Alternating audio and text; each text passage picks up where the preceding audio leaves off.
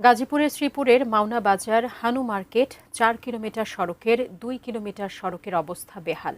খানাখন্দ, বড় বড় গর্তে দুর্ভোগে ৮ থেকে ১০টি শিল্প কারখানার কয়েক হাজার শ্রমিক, স্কুল কলেজের শিক্ষার্থী সহ স্থানীয় বাসিন্দারা।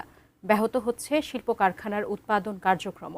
এ বিষয়ে বিস্তারিত জানাতে যুক্ত হচ্ছেন প্রতিনিধি শিহাব খান। শিহাব খান, সড়কের যে বেহাল দশা, এটি আসলে কবে থেকে এই অবস্থা এবং জনসাধারণের যে ভোগান্তি, এটি নিয়ে প্রশাসনিকভাবে কোনো ব্যবস্থা নেওয়া হয়েছে কিনা সেখানে?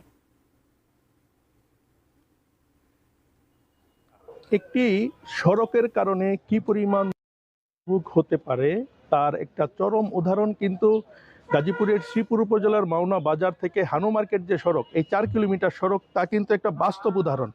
এই সড়ক কেন্দ্রিক কিন্তু গড়ে উঠেছে দেশের খ্যাতনামা ৮ থেকে ১০টি শিল্প কারখানার বিভিন্ন শিল্প প্রতিষ্ঠান। এইসব শিল্প প্রতিষ্ঠানে যে কয়েক হাজার শ্রমিক,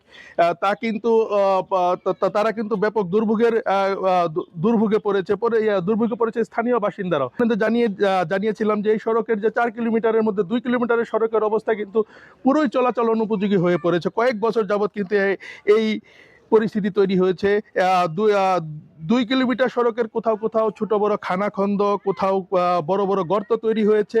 কাদাযুক্ত সড়কে হেঁটে চলাচল করবে এমন কিন্তু কোনো পরিস্থিতি নেই। তারা শুধু হেঁটেই নয়, রিক্সা দিয়ে যে চলবে বা পরিবহনে যে চলবে তারও কিন্তু পরিস্থিতি ঠিক এমন নেই।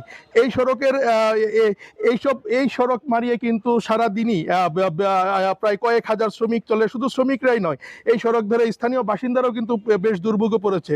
এই সড়ক ঘেঁষে যে শিল্প কারখানাগুলি রয়েছে, এই সব শিল্প কারখানার যে উৎপাদিত মাল আমদানি এবং রপ্তানি, এই দুটোতে কিন্তু ব্যাঘাত ঘটছে। সড়ক মারিয়ে কারখানার যে শ্রমিক, কর্মকর্তা, কর্মচারী যারা আছেন, তারা কিন্তু তাদের কিন্তু যে এই সড়কে চলাচল করতে কিন্তু পোশাকে কাদা লেগে কিন্তু তাদের যে অফিসে যাওয়ার যে পোশাকটা কিন্তু নষ্ট হচ্ছে। একই কিন্তু এই স্কুলগামী যে শিক্ষার্থীরা রয়েছেন, তারাও কিন্তু একই ধরনের পরিস্থিতি মোকাবেলা করছেন।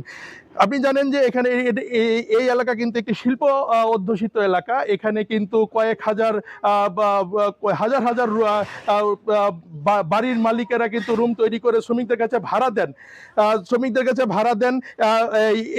এই শ্রমিকের কারণে, এই সড়ক বেহালের কারণে কিন্তু এই এলাকা ছেড়ে সাধারণ মানুষ, শ্রমিকরা কিন্তু অন্য এলাকায় কিন্তু চলে যাচ্ছে।